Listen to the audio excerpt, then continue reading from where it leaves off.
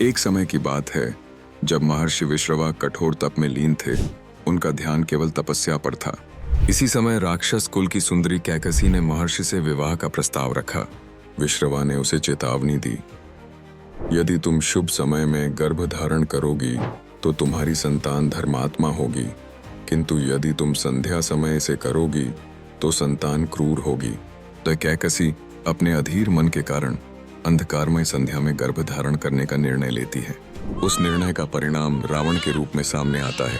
जब उसका जन्म हुआ तो आकाश में भयंकर अंधकार छा गया।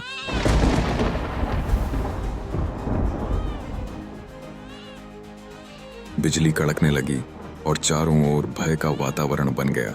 रावण ने गुजरने वाली गर्जना से देवताओं को भी कांपने पर मजबूर कर दिया।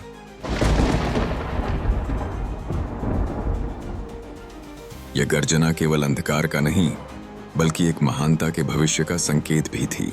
किंतु यह समझना महत्वपूर्ण है कि रावण केवल क्रूर नहीं था, वह प्रतिभाशाली और विद्वान भी था।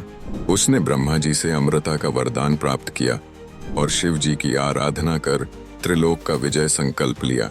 यहाँ यह प्रश्न उठता है, क्या रावण अपने कर्मों के बल पर महान बन सकता था या यह केवल उसके अहंकार का परिणाम था?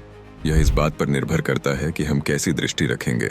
इस कहानी के पीछे एक और भी रहस्य छिपा है जो रावण की महानता और उसकी विफलता के बीच संतुलन बनाने की कोशिश करता है।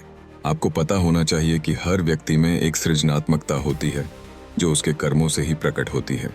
रावण की कहानी हमें यही सिखाती है कि हम अपनी शक्तियों को सही दिशा में कैसे हाथ में लें।